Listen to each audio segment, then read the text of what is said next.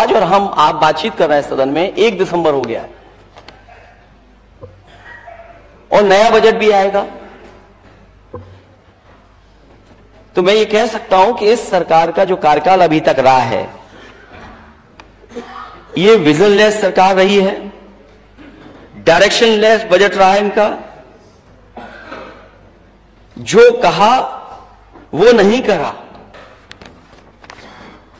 और कोई शहर अगर जाम से बचा हो तो बता दीजिए, किसी शहर में निकल जाइए आप, एक कोने से दूसरे कोने जाना हो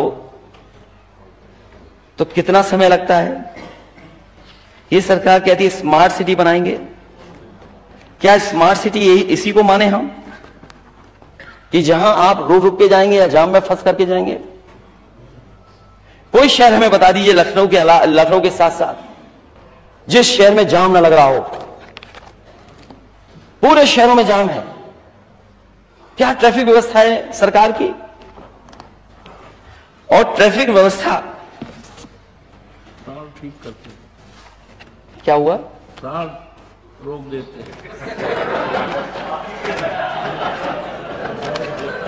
मैं अपने माननीय सदस्य से कहूंगा उसको सांड मत करिए, नंदी।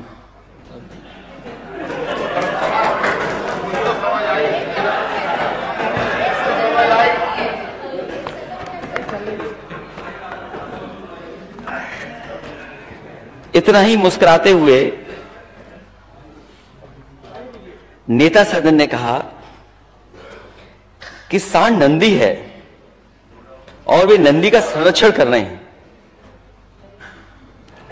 ट्रैफिक पुलिस से ज्यादा सड़कों पर ट्रैफिक पुलिस से ज्यादा और किसी शहर में, अध्यक्ष महोदय, कानपुर के इधर मैंने गिने नहीं, लेकिन दिखते वहां भी है। बाकी गिन लिए।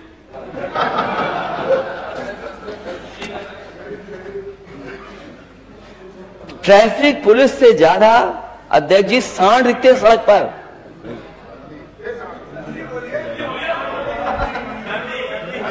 गौशालाओं में नदी,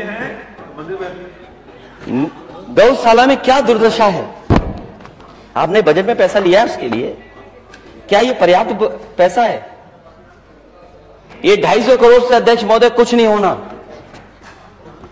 अगर आप ईमानदार हैं, आप लोग जो ईमानदार हैं, तो नंदी की सेवा के लिए केवल 250 करोड़ रुपए, 250 करोड़ में सेवा हो जाएगी। हर सड़क पे, हर चौराहे पर, हर डिवाइडर पे। और आज भी चले जाइए, कहीं घूम के आ जाइए। आईएसओ की ड्यूटी लगी थी और हरदोई में तो 2nd फ्लोर पे सांड चढ़ गए थे 2। उनको रात भर सेवा करनी पड़ी थी सरकार को। लो भाई, ये तो समाजवादी हो गए। कमाल के हमारे पास बुद्धिमान लोग बैठे हैं सदन में। ऐसे ही समझाओ मुख्यमंत्री जी को, यही समझाना। अरे हमारे बुद्धिमान माननीय सदस्य, ये बताओ हरदोई के 2nd फ्लोर पे कैसे चढ़ गया सांड। क्योंकि तहसीलदार की जिम्मेदारी थी, तो वो ढूंढते ढूंढते तहसीलदार के पास पहुंच गया। एक सांड उसमें बड़ा शरीफ था, वो अधिकारियों के फुसलाने से और थोड़ा खाने पीने के दिखाने से उतर आया। दूसरा नहीं उतरा, उसके लिए आपको हाइड्रा का इंतजाम करना पड़ा। बताओ, 2nd फ्लोर से हाइड्रा से उतरा सांड के नहीं उतरा। बताइए, हरदोई के मंत्री जी बैठे हैं, क्या सच है कि नहीं सच है। सोचिए आप, ये दुर्दशा है। चारा पानी तक नहीं मिल रहा है, गौवंश भूखे प्यासे मर रहे हैं, क्योंकि गौशालाओं के नाम पर योगी सरकार में सिर्फ भ्रष्टाचार हो रहा है, केवल लूट हो रही है। और इसको चलाने वाले लोग भाजपा से जुड़े लोग हैं और सरकारी अधिकारी मिलकर के चारा पानी तक खा पी जा रहे हैं। बताइए, ये स्थिति है। और किसी गौशाला को आप दिखाइए, किसी गौशाला में चले जाइए आप, और जिस दिन गौशाला के नीचे आसपास खुदाई होगी, न जाने कितनी गौशाला चलने वाले लोगों ने जेबीसी मशीन लगा करके वहीं पर गाड़ दिए गाय। आप किसी को दिखवा लीजिए।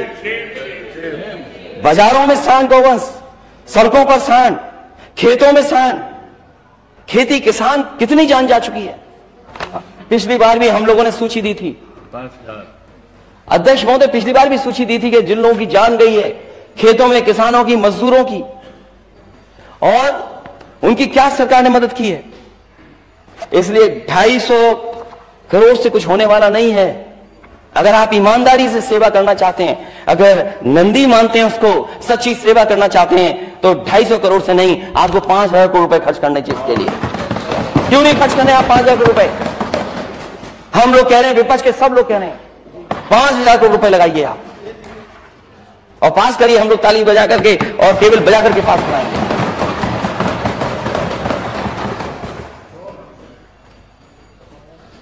हमारे माननीय सदस्य ने कल बहुत अच्छी बात कही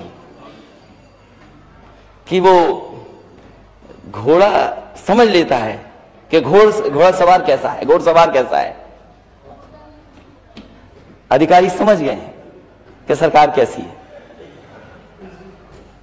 इसलिए आपके कंट्रोल में नहीं है चीजें। हम मानिए नेता सदन मिले थे, मजदूरों से पूछते, मजदूर भाइयों को तेल कितने में खरीदना पड़ रहा है। आपको वोट चाहिए था, आपने रिफाइंड तेल भी दिया मिलावट वाला, नमक भी दे दिया, क्या अभी मिल रहा है क्या? इसलिए ढींग मारने में सरकार बहुत आगे है। इनका नारा तो विकास का है, लेकिन काम सब इनके विनाश के हैं। सब काम विनाश के हैं। सरकार बताए कि $1 ट्रिलियन में जीडीपी में पर कैपिटा हमारे आम लोगों की क्या है इनकम, पर कैपिटा इनकम क्या होगी सरकार, $1 ट्रिलियन वाली सरकार की।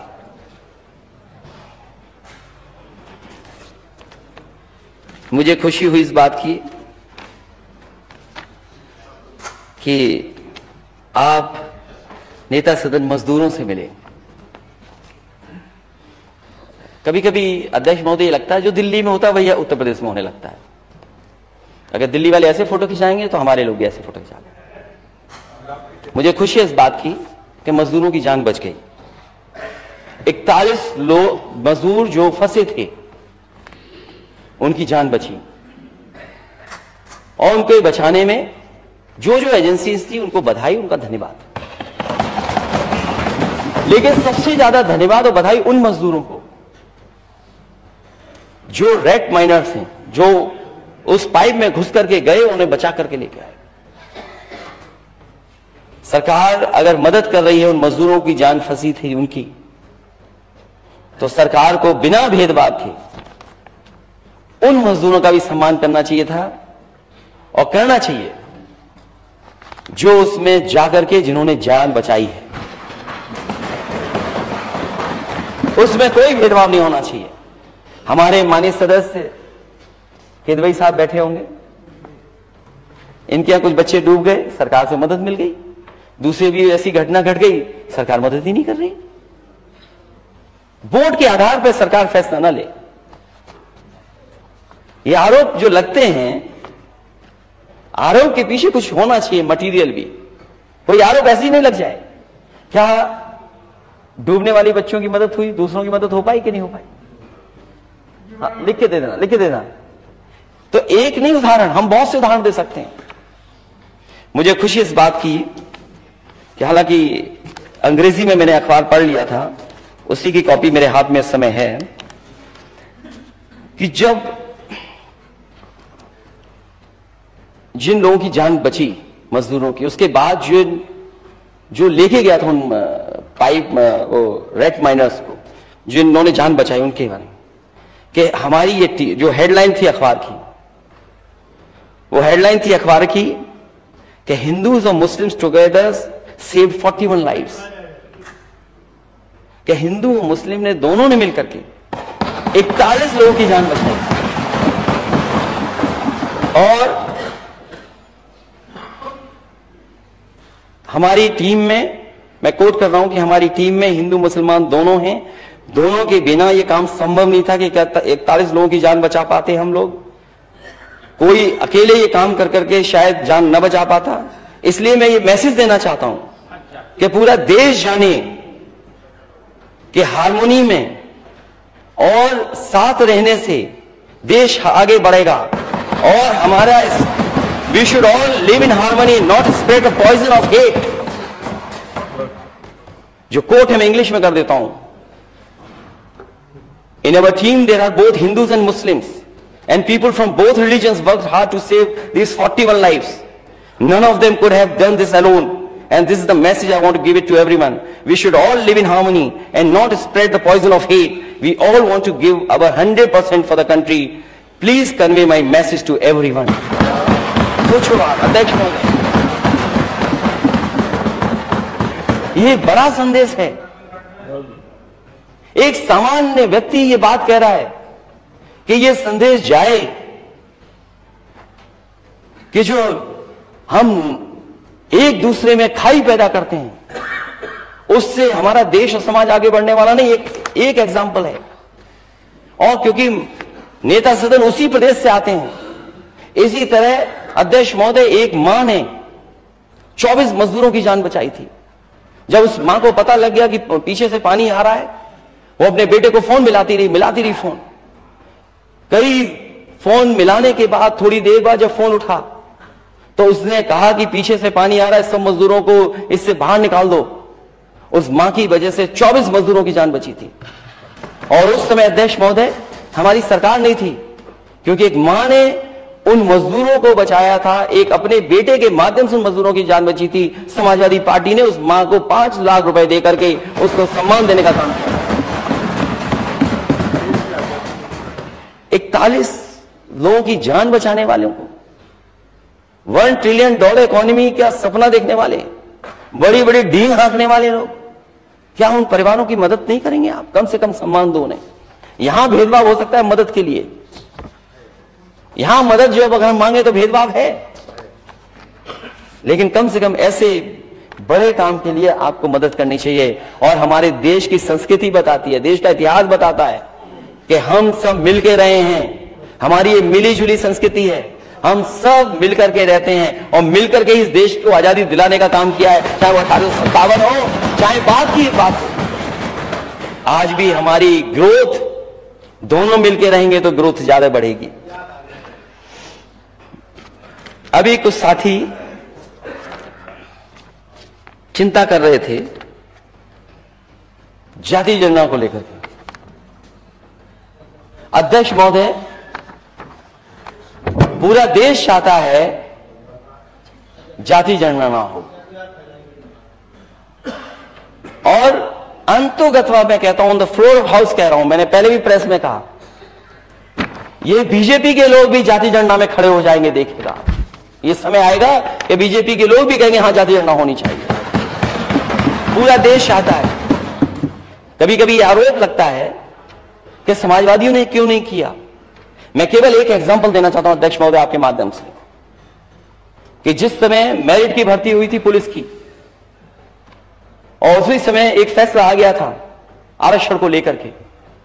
हाई कोर्ट और सुप्रीम कोर्ट के झगड़े के बीच में हम लिस्ट को नहीं जारी कर पाए थे पुलिस भर्ती की. वो मेरिट की भर्ती थी, रिजल्ट बन चुका था. और जब कोर्ट के आदेश के बाद वो सूची जब जारी की गई, तो जो सूची जारी की थी उसमें पहले जो व्यवस्था थी आरक्षण की, उस व्यवस्था के तहत वो सूची बनी थी और उस सूची को जारी कर दिया गया था. लेकिन कुछ अधिकारी और सरकार क्योंकि नई आ गई थी, तो सरकार ने कहा कि नहीं, ये पुरानी आरक्षण व्यवस्था नहीं लागू होगी, नई आरक्षण व्यवस्था लागू होगी. और जब नई आरक्षण व्यवस्था लागू के तहत वो सूची जारी की गई, तो 1700 नौजवान जो पिछड़े थे, दलित थे, उन्हें नौकरी से बाहर निकाल दिया गया था. उनकी भर्ती जनरल में हो गई थी और उन्हें नौकरी से बाहर निकाल दिया गया, ये कहकर के कि अब नई आरक्षण व्यवस्था लागू हो गई. जिन्होंने खुशियां मनाई थी, जिनके घर परिवार के लोगों ने बधाई दी थी, वो 1700 नौजवान नौकरी पाने के बाद, लिस्ट में आने के बाद बाहर निकाल दिए गए थे. जब से ये नई व्यवस्था लागू हुई है आरक्षण की, जो मूल भावना थी मंडल कमीशन से, उससे हम डाइवर्ट हुए हैं. तब से पूरे देश में आवाज उठी है कि जाति जनगणना होनी चाहिए, और जाति जनगणना के बाद आबादी के हिसाब से सबको हक और सम्मान मिलना चाहिए. क्या यही तो सबका साथ सबका विकास है? क्या हम गलत बात कह रहे हैं? क्या सबका साथ सबका विकास तभी संभव है जब जाति जनगणना हो और जिसकी जितनी आबादी है उसके हिसाब से उसको आरक्षण और हक और सम्मान मिल जाए. क्योंकि सरकार में रहना है इसलिए विरोध करना जरूरी है। सरकार में क्योंकि लॉलीपॉप मिल गई है, कुछ केक पेस्ट्री भी खा रहे होंगे, लड्डू भी खा रहे होंगे सरकार के, इसलिए सरकार के खड़े रहना है। और कुछ लोग तो फिल इन द ब्लैंक्स है सरकार के, रिक्त स्थान भरो, फिल इन द ब्लैंक्स है कुछ लोग। आप पूछ लीजिए जो भी नेता सदन है, हालांकि वो इंजीनियर हैं, मैं आपसे कहूंगा नेता दूसरे दल के हैं, अध्यक्ष महोदय उन 1700 बच्चों को निकाल के बुलाइए कि क्या उनके साथ गुजरा। और सबसे पहला बच्चा जो नौकरी से निकला था, जो उस आंदोलन को लीड कर रहा था, ये तो सदन से ही चले गए। ये हमारी वजह से नहीं गए होंगे, कुछ कटी पतंग है, कटी पतंग। नेता सदन कोई सीट नहीं मिली क्या? या सीट में कम लोग थे या ज्यादा लोग थे? सबसे पहले एक कुशवा नौजवान था, वो आंदोलन को लीड कर रहा था, उसकी नौकरी गई थी। वो 1700 बच्चे पिछड़े और दलित थे, इसलिए तब वो मांग उठी है। और उसके बाद से मांग जाति जनगणना की शुरू है। मुझे याद है लोकसभा में मैं मेंबर था, उस समय कांग्रेस पार्टी की सरकार थी। कांग्रेस पार्टी के उस समय की लीडरशिप से न केवल नेताजी ने बल्कि शरद यादव जी ने, आदरणीय लालू प्रसाद यादव जी ने, और दक्षिण भारत के जितने नेता थे, जितने दल थे, उन सब नेताओं ने मांग की थी कि जाति जनगणना होनी चाहिए। उस समय कांग्रेस पार्टी ने आश्वासन दिया कि हम आंकड़ा जारी करेंगे, आंकड़े लेंगे, लेकिन कभी आंकड़े नहीं आए। 1931 के बाद, आजादी के बाद, अगर किसी ने जाति जनगणना रोकी थी तो वो कांग्रेस पार्टी थी। उसी रास्ते पे बीजेपी चल रही है, उसी रास्ते पर। इसलिए आज हम नई राजनीति के नए उसी पुराने सिद्धांत को अपना करके चल रहे हैं।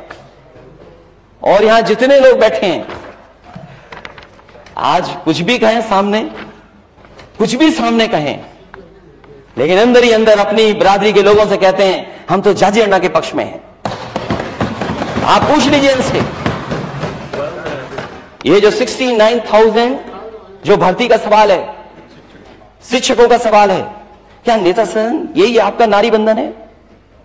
आप लड़कियों को पीटेंगे, अपमानित करेंगे, उनको लाठी पड़वाएंगे, चिन्हित करके अधिकारियों को पोस्ट करेंगे, ये अधिकारी इसको मारेगा, ये पुलिस का इसको छेड़ेगा। ये सरकार का काम नहीं है अध्यक्ष भाई, सरकार का काम नहीं है। अगर आप वाकई में महिलाओं के पक्ष में, नारी बंधन के पक्ष में, और जो नए सदन में वो पास हुआ है बिल, अगर उसके पक्ष में 1% भी है, तो आपको उन बेटियों को, बहनों को बुला करके बात करनी चाहिए थी कि आखिरकार क्या नाराजगी है। और अध्यक्ष महोदय, अगर नेता सदन को नहीं पता है कि एफिडेविट क्या लग रहा है सरकार की तरफ से, मैं ये भी सुन रहा था, सरकार कहती है ये जुडिशियल मामला है, प्रिजुडिस है। अगर ये मामला है तो ये बताए सरकार ने एफिडेविट क्या दिया है कोर्ट में, क्या एफिडेविट दिया है सरकार ने कोर्ट में?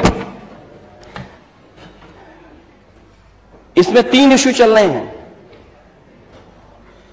कट ऑफ मार्क्स, दूसरा इश्यू है रॉन्ग क्वेश्चन आना क्वेश्चन पेपर में, तीसरा आरक्षण का। बताओ, हमारे नेता यहां इधर बैठे हैं जो आपको सहयोग कर रहे हैं, क्या ये 69,000 भर्ती वाले बच्चे आपसे मिले कि नहीं मिले? बताओ, क्या जवाब है आपके पास उनके लिए? केवल मंत्री बने रहोगे आप? क्या मंत्री बने रहोगे इसीलिए आप उनके लिए साथ ये करोगे व्यवहार? आप बताइए, रॉन्ग क्वेश्चंस आए, कट ऑफ मार्क्स में उनके साथ हुई, आरक्षण को लेकर के हेराफेरी हुई। क्या आपको नहीं पता हेराफेरी? आप तो मोबाइल छीन रहे थे। अगर वो बात कर रहे हैं अपनी, कभी कभी होता है ब्लड प्रेशर होता है कुछ लोगों को, चेक कराना चाहिए। हालांकि जो मशीनें लगाई थी सरकार ने वो सब फेल हो गई, सब मशीनें फेल हो गई, कुछ चल नहीं हो तो मुझे नहीं पता। तो आप देखिए कि क्या स्थिति है। कब का एड था? 5 दिसंबर का अटैचमेंट था, 5 दिसंबर का अटैचमेंट था। रिटर्न टेस्ट जून में हुआ 2019 में, और आज तक उन्हें लड़ना पड़ रहा है डबल बेंच की बेंच में। केस अभी भी रेगुलर सुनवाई हो रही है आपकी। और जो एफिडेविट दिया सरकार ने, वो क्या एफिडेविट दिया है? अध्यक्ष महोदय, सरकार एफिडेविट दे रही है, मतलब ऐसा एफिडेविट एफिडेविट हाई कोर्ट में लगा रही है सरकार कि जो रॉन्ग क्वेश्चन थे उसका हम 1 नंबर देंगे आपको। ये गलती किसकी थी? क्वेश्चन पेपर में रॉन्ग क्वेश्चन आ जाना किसकी गलती थी? मैं तो अपने जो जाति झंडा को मन ही मन में मांग करते हैं, मैं उनसे कहूंगा कि अगर लॉलीपॉप मंत्री नहीं है आप लोग तो ये एफिडेविट जरूर पढ़ना। आप लोग ये एफिडेविट पढ़िए कि सरकार ने एफिडेविट क्या दिया है और उनकी मदद होनी चाहिए। उनके आरक्षण के साथ खिलवाड़ हो रही है और एक बार लाठी नहीं खाए, एक बार अपमानित नहीं हुए इस लखनऊ में आकर के। कोई नेता पिछले बिरादरी का, पिछले वर्ग का नहीं बचा होगा जिसका दरवाजा उन्होंने नहीं खटखटाया। इससे ज्यादा शर्म की बात कुछ नहीं हो सकती। इसीलिए अध्यक्ष महोदय मैंने पीडीए का नारा दिया, पीडीए ही एनडीए को हराएगा। और अगर आपने पढ़ा हो सुप्रीम कोर्ट के चीफ जस्टिस क्या कह रहे हैं? Caste still resilient, affirmative action works to dismantle inequalities. क्या खराब बात है ये अगर हम आरक्षण मांग रहे हैं? और पढ़ना चाहिए क्या लिखा उन्होंने। ये उम्मीद जगाता है, आरक्षण आस देता है हमें आगे बढ़ने की, हमें उम्मीद जगाता है। क्या चीफ जस्टिस ऑफ इंडिया ये नहीं कह रहे हैं? क्या आप हम लोगों से कह रहे हैं कि हम क्या करेंगे आरक्षण?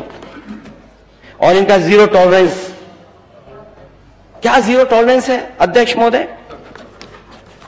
बातें तो बहुत है जीरो टॉलरेंस की, लेकिन अध्यक्ष महोदय मैं कानपुर से ही शुरू करूंगा। कानपुर से एक गरीब किसान, बीजेपी के लोगों ने उससे जमीन लिखवा ली, 6 करोड़ का उसको चेक दे दिया और 6 करोड़ का चेक देकर के उससे जमीन लिखवा ली पूरी की पूरी। उसके बाद उन्हीं बीजेपी के नेताओं ने कहा कि चेक में कुछ गड़बड़ी है, हमें वापस दे दो। उस गरीब किसान ने भरोसा कर लिया, वो चेक वापस दे दिया, चेक फाड़ करके फेंक दिया। वो दर बदर भटकता रहा, घूमता रहा, उनके घरों पे गया, पुलिस पे गया, कोई अधिकारी नहीं बचा जिसका दरवाजा नहीं खटखटाया हो, लेकिन उसको न्याय नहीं मिला। मजबूरी में उसने आत्महत्या कर ली और आज भी उसकी 2 बेटियां दर दर भटक रही हैं, कोई अधिकारी नहीं बचा जिसके घर न गए हों। वो जीरो टॉलरेंस बीजेपी के नेता के लिए है। वहीं पर और मसले हुए हैं, और भी घटनाएं हुई, केवल एक नहीं घटना है।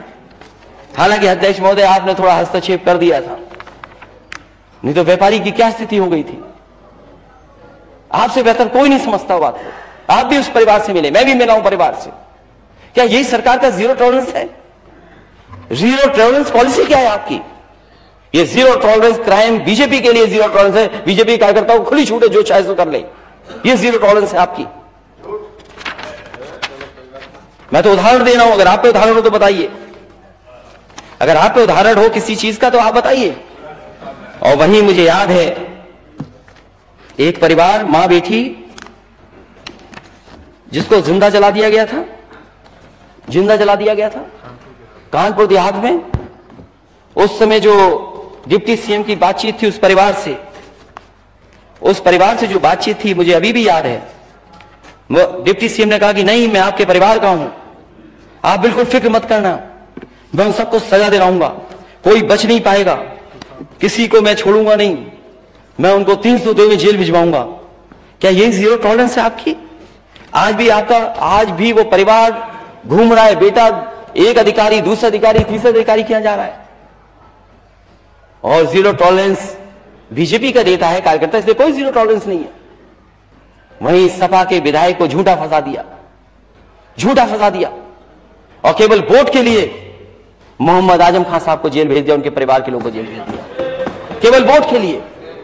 और ये बड़े बड़े प्रोजेक्ट जो बन रहे हैं, अगर कैबिनेट के फैसलों पर उंगली उठेगी, कैबिनेट के फैसले पर अगर ये इस तरह की बातें होंगी, तो नेता सदन ने भी बहुत कुछ किए होंगे काम, उन पे भी वो आंच आएगी, उंगली उन पे भी उठेगी। तो इस तरह की सरकार को काम नहीं करना चाहिए। जब आपका नारा हो सबका साथ सबका विकास, तो किसी के साथ भेदभाव नहीं होना चाहिए। और मैं यही कहता हुआ बात अपनी समाप्त करूंगा अध्यक्ष महोदय कि अनुपूरक बजट जो लाया गया है, जब मुख्य बजट का ही कोई डायरेक्शन नहीं है, जब मुख्य बजट ही किसी रास्ते पे नहीं जा रहा है, और जो मुख्य बजट ही विजनलेस है, डायरेक्शनलेस है, और ये सरकार हार्टलेस है, और ये बात मैं अध्यक्ष महोदय कह करके खत्म कर रहा हूं अपनी बात। डायल 100 सबसे बेहतरीन व्यवस्था थी, चाहे वो बड़ा अधिकारी हो चाहे छोटा अधिकारी हो पुलिस विभाग का। उससे पूछिए वो कि ये व्यवस्था कैसी थी, वो कहेगा सबसे अच्छी व्यवस्था थी। लेकिन उस व्यवस्था को चलाने के लिए समाजवादी सरकार ने फैसला लिया था कि कोई अगर पहला कॉल रिसीव करेगा वो लड़की होगी, महिला होगी। इस सरकार ने उस महिलाओं की नौकरी छीन ली जिन्होंने इतने वर्षों काम किया और लाखों लोगों का दुख दर्द सुना हो। इसलिए मैं कहता हूं इस सरकार हार्टलेस है, इमोशनलेस है सरकार। उन बेटियों के साथ जो व्यवहार हुआ सर्दी में, न केवल 69,000 में जो आंदोलन कर रही है उन बच्चियों के साथ व्यवहार जो कि डायल 100 जिन्होंने उत्तर प्रदेश के घर परिवारों में न जाने कितनों की मदद की होगी, उनके साथ क्या व्यवहार हुआ है, क्या व्यवहार हुआ उनके साथ। उन्हें दिवाली नहीं मनाने दी, सर्दी थी, बरसात हो गई, उन्हें बाथरूम में रुकना पड़ा। ये नारी बंधन है। ये माने सदस्य बैठी है बीजेपी की। अगर मैं कोई बात गलत कर रहा हूं द फ्लोर ऑफ हाउस, ये जो महिलाएं सदस्य जाए उनसे पूछे कि बताओ सरकार ने क्या किया था उनके साथ व्यवहार, क्या उन्हें बाथरूम में नहीं रहना पड़ा, इन्होंने रजाइयां छीन ली, कंबल छीन लिए, लाठीचार्ज किया और पीटा गया। कई उसमें प्रेग्नेंट थी और गरीब परिवार की बेटियां हैं, कोई संपन्न घर की परिवार की बेटियां नहीं है। और जिस कंपनी को आप दे रहे हो टेंडर, आप गरीबी का मजाक उड़ा रहे हो और कहते हो कि आप 3,000 मांग रहे थे, हम 6,000 में नौकरी करा लेंगे। ये गरीबी का मजाक उड़ा रहे हो आप लोग। जो लोग नौकरी के लिए केवल 3,000 रुपए मांग रहे हो, महीने का बढ़ जाए उनका, ये $1 ट्रिलियन इकोनॉमी सपना है आपका कि आप डायल 100 की बेटियों के साथ ये व्यवहार करेंगे। और फिर क्रिकेट की बात मत करो, वाली बात आ जाएगी। धन्यवाद, थैंक यू। इसलिए अध्यक्ष महोदय मैं धन्यवाद देता हूं, आपने समय दिया। और ये अनुपूरक बजट जो लेकर के आई है सरकार, अगर पुराना पैसा नहीं खर्च कर पाए हैं तो ये पैसा क्या खर्च करने के लिए लाए हैं कि जेब में पहुंचाने के लिए लेकर आए हैं। मैं इन्हीं शब्दों के साथ आपका बहुत बहुत धन्यवाद देता हूं।